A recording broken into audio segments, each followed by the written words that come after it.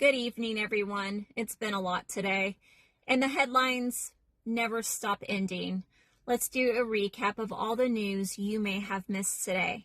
Number one, the White House demolition for Trump's $250 million ballroom is underway, and Treasury officials were told not to take or share photos of it. Workers in the neighboring building got an internal memo warning them to keep the construction out of public view. The excuse is security. But when a government starts hiding images of its own buildings being torn apart, that's not security, that's secrecy. The people's house is literally being rebuilt, and the people are being told not to look. Well, I'll show you a picture of it because I'm not going to hide anything from you. Here it is. Number two, the Trump administration is moving to shift the nation's special education program out of the Department of Education and into RFK Jr.'s Department of Health and Human Services. That's the office that enforces protections for children with disabilities, and it's now being handed to a man who spent years spreading pseudoscience and vaccine conspiracies. On paper, it's a restructuring. In reality, it's moving education policy under the control of disinformation, replacing expertise with ideology, and putting kids' rights at risk.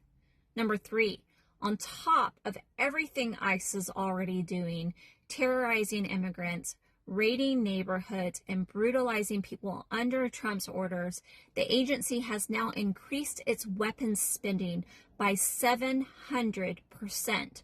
700. They're buying guided missile parts, rifles, and chemical weapons while still claiming they can't afford body cams. This isn't about border security anymore. It's about building an internal force. When a domestic agency that already operates with near total impunity starts stockpiling weapons like this, it's not law enforcement, it's preparation. Number four, Trump is now demanding that the Justice Department pay him $230 million for investigations into him, specifically the Russia election interference probe and the classified documents case at Mar-a-Lago. He's claiming those prosecutions were political and that he deserves compensation for damages. The wild part, one of the DOJ officials who could help review that claim is his former lawyer, Todd Blanche.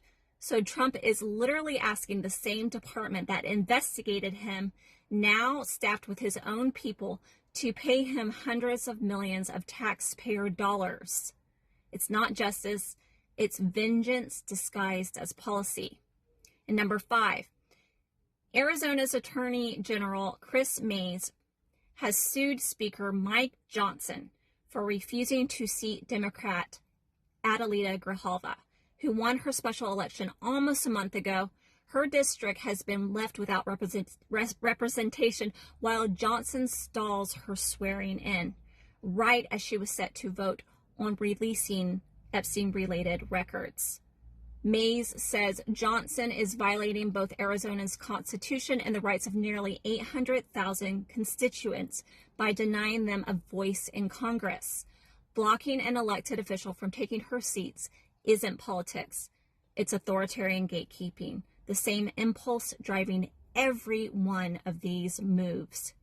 Each of these stories might sound separate, a Constitution project, a policy shuffle, a funding spike, but together they form the architecture of authoritarianism. Hide the evidence, gut the experts, arm the enforcers, rewrite the law, and block democracy from functioning. The White House is being rebuilt in his image, and the rest of the government is being rebuilt to make sure no one can stop him. I'll be breaking each of these stories down even further on my Substack and Patreon. Both links are in the bio. It's free to subscribe. Have a good night.